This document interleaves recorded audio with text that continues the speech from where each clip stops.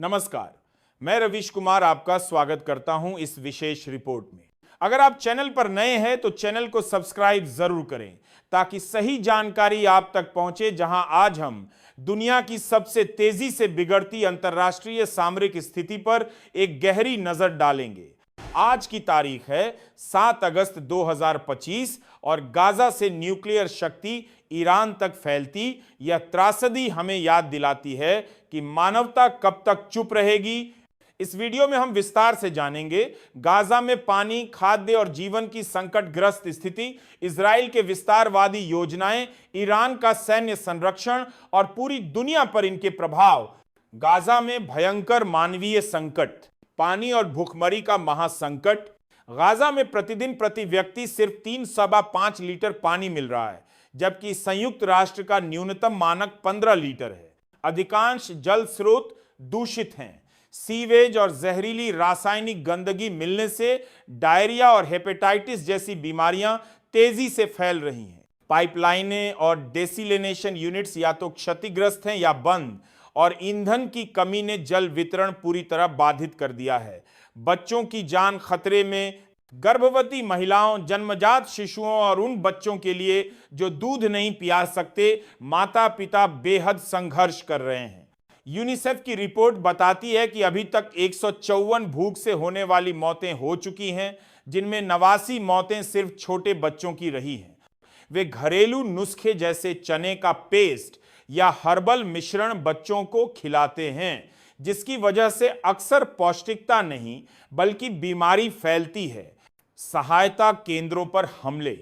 6 अगस्त को उन सहायता केंद्रों पर गोलियां बरसीं। कम से कम 38 लोग मारे गए जब वे भोजन या पानी लेने के लिए कतार में खड़े थे। हालात ऐसे हैं कि भूख से, प्यास से मरना रोजमर्रा की हकीकत बन चुका है। ट्रक पलटने की घटना। उसी दिन गाजा के नुसैरात इलाके में एक सहायता ट्रक पलट गया, जिससे 20 लोगों की तुरंत मौत हो गई और ढेरों घायल हुए। गाजा की सिविल डिफेंस एजेंसी ने कहा कि बमबारी के कारण रास्ते असुरक्षित थे, जबकि हमास ने इजराइल पर मदद रोकने और मानवता को मारने का आरोप लगाया। भाग 2, इजराइल की सैन्य रणनीति, कब्जे की योजना।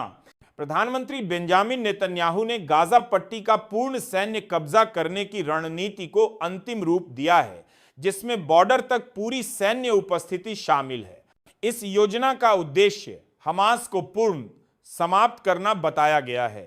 सेना की चेतावनी।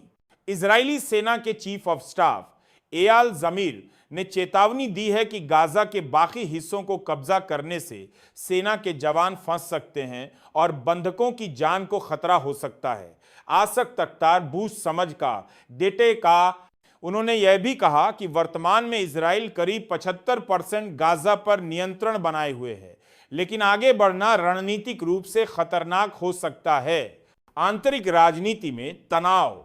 सुरक्षा मंत्रियों में यह मुद्दा बंटावारा पैदा कर रहा है। डिफेंस मिनिस्टर कैट्स ने सैन्य प्रमुख के खुलकर बात करने का समर्थन किया है, पर सरकार के कुछ हिस्से पूरी कब्जेदार नीति के पक्ष में हैं।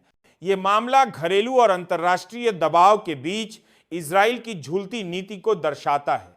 ईरान की असली भूमिका। जून 2025 की जासूसी और युद्ध। जून महीने में मोसाद ने ईरान के अंदर कोवर्ट ड्रोन बेस स्थापित किया और वहां से SSM surface to surface missile लॉन्चरों पर हमला किया।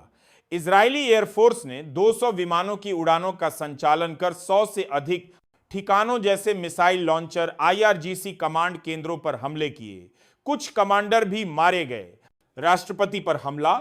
16 जून को हुई एयर स्ट्राइक में ईरान के राष्ट्रपति मसूद पेहेश्कियन को चोटें आईं जब वह एक शीर्ष सुरक्षा बैठक में थे। उन्हीं अधिकारियों ने पुष्टि की कि यह इजराइल द्वारा की गई नस्ली नजरबंदी के तहत प्रयास था। जवाबी हमले। जवाब में ईरान ने जेरूसलम और तेल अवीव पर बेतहरीन मिसाइलें दागी। सैकड़ों मिसाइलों और ड्रोन हमलों में इजराइल में कई इमारतें क्षतिग्रस्त हुईं, लेकिन अधिकांश हमले इंटरसेप्ट कर दिए गए थे। ईरानी अधिकारियों ने दावा किया कि इजरायली हमलों में करीब 935 लोग मरे, जबकि इजराइल में 28 की मृत्यु हुई थी। रक्षा परिषद की स्थापना। इस संघर्ष के बाद ईरान ने एक नेशनल डिफेंस काउंसिल की स्थापना की है जिसका नेतृत्व राष्ट्रपति पेजेशकियन करेंगे ताकि सैन्य रणनीति को केंद्रीय नियंत्रण में रखा जा सके। आईआरजीसी प्रमुख अमीर हतामी ने भी चेतावनी दी कि इजराइल की धमकियां जारी हैं और उनकी मिसाइल ड्रोन ताकत हर समय तैयार है। वाहिल की धमकी। इजराइल के रक्षा मंत्री इजराइल कैट्स ने कहा कि अगर ईरान से फिर से खतरा महसूस हुआ तो इजराइल फिर से सीधे हमला करेगा, चाहे वो ताबरी हो या तेहरान, वहां कहीं भी इजराइल पहुंच सकता है। भाग अंतर्राष्ट्रीय दबाव और प्रतिक्रिया किया गया, वहीं की इजराइल कहा कि फिर से कहा किया गया अमेरिकी मध्यस्थता और दबाव। 1 अगस्त को ट्रंप के विशेष दूत स्टीव विटकॉफ ने नेतन्याहू से मुलाकात की ताकि गाजा के युद्ध विराम और मानवीय सहायता पर चर्चा हो सके। एक व्यापक समझौते का खाका बना जिसमें शामिल हैं सभी बंधकों की रिहाई, हमास का निरस्त्रीकरण और गाजा का कोई सिक्योर डेमिलिटराइज्ड जोन। हालांकि नकली युद्ध विराम कोशिशें कतर और मिस्र के माध्यम से हो रही थीं, लेकिन बातचीत अब ठंडी पड़ चुकी है। वैश्विक आलोचना। यूएन, चीन और यूरोपीय देशों ने इजराइल की रणनीतियों को दुखद और मानवीय आपदा बताया है। दक्षिण अफ्रीका ने आईसीएज में इजराइल के खिलाफ जनसंहार का मामला दर्ज किया है जिसमें ईरान की भूमिका भी उल्लेखित है। अरब क्षेत्र का दबाव। लेबनान में सरकार ने घोषणा की है कि हिजबुल्लाह की उग्रवाद नियंत्रित करने हेतु हथियारों का राज्य नियंत्रण जरूरी है, जिस पर हिजबुल्लाह ने तीखी प्रतिक्रिया दी है। हिजबुल्लाह नेता नाइम कासिम ने